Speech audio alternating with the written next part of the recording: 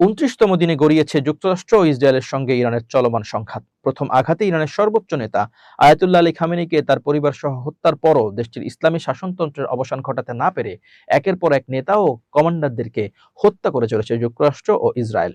সে সঙ্গে ধ্বংসের শেষ চেষ্টা চালানো হচ্ছে ইরানের জ্বালানি ও পারমাণবিক কর্মসূচি সহ গুরুত্বপূর্ণ সব স্থাপনাও। তবে শক্ত জবাব দিয়ে চলেছে তেহরানও।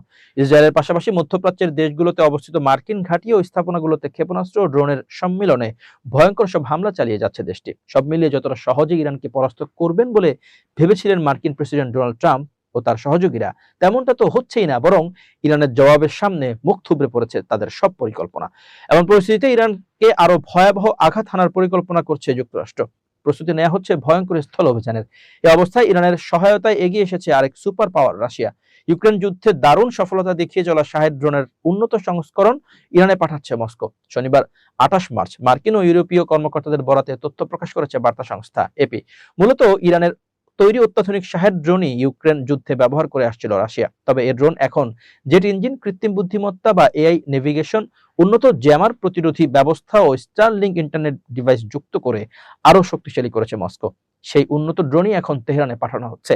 আজারবাইজান হয়ে মানবিক সহায়তার নামে ট্রাকে এই ড্রোন পরিবহন করা হচ্ছে বলে ধারণা করছেন ইউরোপীয় কর্মকর্তারা। তবে চালানটি কত বড় এবং এটি এবারই প্রথম সরবরাহ কিনা ধারাবাহিক সরবরাহের অংশে তা এখনো স্পষ্ট নয় তাদের কাছে। অবশ্য ইরানের ড্রোন পাঠানোর তথ্য অস্বীকার করেছেন ক্রেমলিনের মুখপাত্র দিমিত্রি পেসকভ। অন্যদিকে হোয়াইট হাউসের মুখপাত্র অলিভিয়া ওয়েলস বলেন, অন্য কোনো দেশ ইরানকে যাই সরবরাহ করুক না কেন তা আমাদের অভিযানের সাফল্যে কোনো প্রভাব ফেলবে না। প্রসঙ্গত, ইরানের পরমাণু প্রকল্প এবং ক্ষেপণাস্ত্র কর্মসূচি নিয়ে গত ৬ ফেব্রুয়ারি থেকে ২৭ ফেব্রুয়ারি পর্যন্ত ২১ দিন ধরে সংলাপ চলে তেহরান এবং ওয়াশিংটনের মধ্যে।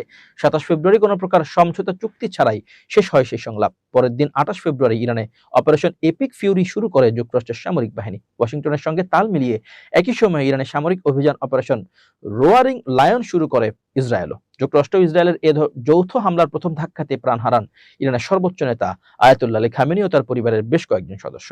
২৭ দিন ধরে চলমান যুদ্ধে এরই মধ্যে প্রধান নিরাপত্তা কর্মকর্তা আলী লারিজানি, সামরিক বাহিনীর অভিজাত শাখা ইসলামিক রেভলিউশনারি গার্ড কর্পস আইআরজিসির শীর্ষ কমান্ডার মোহাম্মদ পাকপৌর সহ বেশ কয়েকজন গুরুত্বপূর্ণ ও জ্যেষ্ঠ কর্মকর্তাকে হারিয়েছে ইরান। দেশটির বিভিন্ন সামরিক বেসামরিক গুরুত্বপূর্ণ স্থাপনা ধ্বংস কিংবা ক্ষতিগ্রস্ত হয়েছে। এছাড়া ইরানের ২,০০০-এর বেশি মানুষ যুক্তরাষ্ট্র ইসরায়েলের যৌথ হামলায় প্রাণ হারিয়েছেন এখন পর্যন্ত। তবে পাল্টা জবাব দিচ্ছে ইরানও। যুদ্ধের শুরু থেকেই ইসরায়েল ও মধ্যপ্রাচ্যের উপসাগরীয় অঞ্চলের ৬টি দেশ সৌদি আরব, কাতার, কুয়েত, বাহরাইন, সংযুক্ত আরব আমিরাত ও ওমানে অবস্থিত মার্কিন ঘাঁটি বা সেনাঘাঁটি ও বিভিন্ন গুরুত্বপূর্ণ স্থাপনা লক্ষ্য করে দফায় দফায় ড্রোন ক্ষেপণাস্ত্র নিক্ষেপ করা শুরু করে ইরান, যা এখনো চলছে।